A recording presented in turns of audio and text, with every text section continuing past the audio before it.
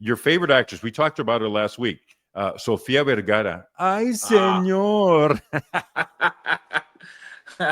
What about her? she was she was on the Today Show, and she recently got divorced. She got out of her second marriage, I and wonder she had a why. very she had a very interesting quote, and it kind of alludes to the reason as to why perhaps the marriage ended.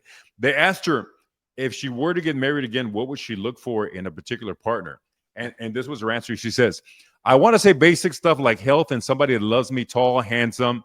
And then she went on to get to the gist of it. She goes, "I want somebody that makes as much money as me or more, because if not, it's a nightmare. They end up resenting you." You know, Diamante, I'm not sure how this goes for your personal relationship, but as far as our relationship is concerned, she sort of does have a point, because I kind of resent you a little bit because you make a lot more money than I do. You have a lot more money in the bank, and you also make it a point to show me the receipts about how much money is there and What are how you much gonna money come I up don't with? have.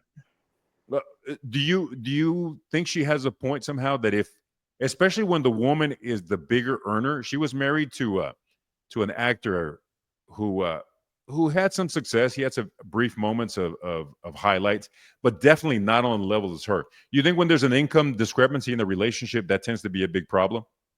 I think if it's the woman making more money, Lupina, probably yes, but I was raised, old school with my father, we're the men in the relationship. We go out there and work and make the feria. So for me, I have no problem, I mean, obviously, with me and Jeanette, I'm the one that brings in the bread, and, takes care of the kids. She takes care of the house. She cooks.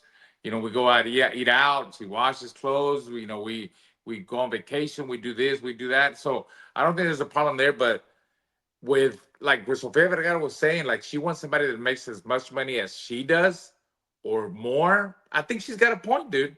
I really think she's got a point. I'm all with it. I understand her. Now, let me ask you this: you said that there's not a problem because you are the high income earner. Now, if the roles were switched, there was a For me, they yeah. talked to a relationship psychologist, and she mentioned some of the things that can arise from that.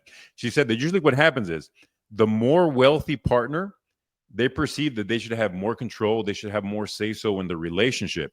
And typically, as you said, when roles get reversed, especially in our society, obviously the man typically is the guy who is the higher earner. Would you have a problem if she was the moneymaker and she wanted more control, she wanted to be the one who wears the pants in the family? Lupina, you know me better than that, Lupina, and I know you too. You know that nobody's gonna Oh, control. it would Nobody's be gonna a tell me. Hey, listen, problem. It would be a problem. it Be will be honest. Be honest. It actually. would be a problem. Yeah, it would. I mean, because I'm a guy that I feel like I know about money and I know how to manage money very well. So my wife doesn't question that. She knows that she knows I'm in control of that. She says, "I'm, you're the man of in the relationship, so you know what to do. You know how to manage money. So, but asking me the question, like, would you ask, like, if I could have a woman control me and be controlling what I spend and all that? And I don't think I could do that. I don't think I could live that way. Now, That one of doesn't the go. suggestions that the psychologist made was, she said that people should split things equitably. Like when it comes to bills, if you're making 75% of the income, then you should be paying 75% of the bills. And if the woman is making, or the other partner, I should say, is making 25% of the income, she should be paying 25% of the bills. Is that something you think would work in your relationship? Now everybody has their understanding. I know how it works. I know what works in my relationship, and me and my wife are in agreement. And that's it. But everybody to each his own. Cada quien, right? Cada quien. It said also that the couples, especially when there is a huge discrepancy in income, that you should talk about money sooner or later.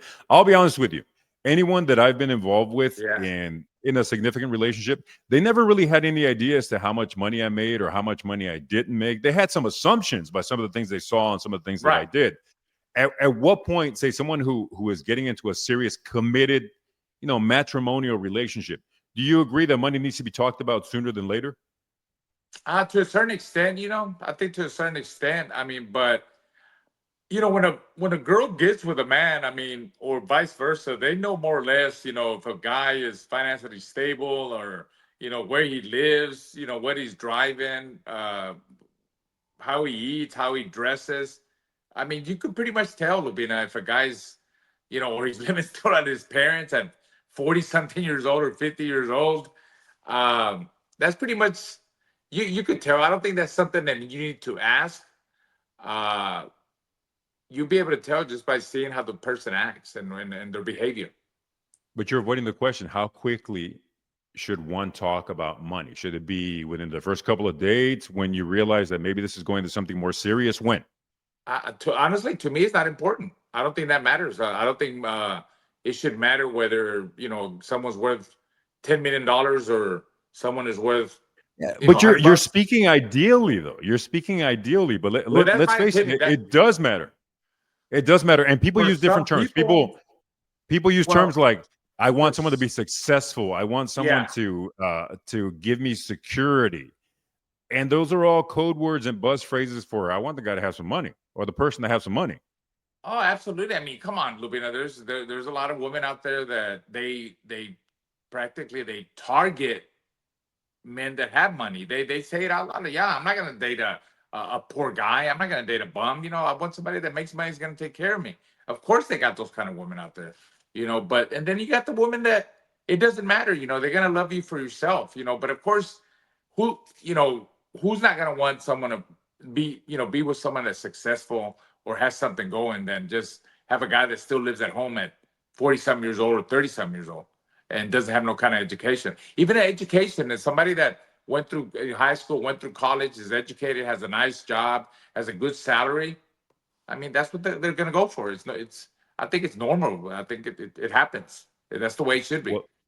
Well, I'm glad to see that I can finally bring peace between you and Sofia Vergara, and that you find that you at least have something in common, something you both At love, least which is some of the, money, yeah, I agree with her. Well, because power. she's the one that makes the money. She's like, I want somebody that makes as much as I do or more.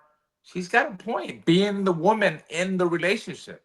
If it's the man, I think, like I said, I was raised like, we go out and hunt. We go out and hunt and bring home the bread, for the birdies, for my little birdies and my wife. That's the way my dad raised me, and that's the way I think.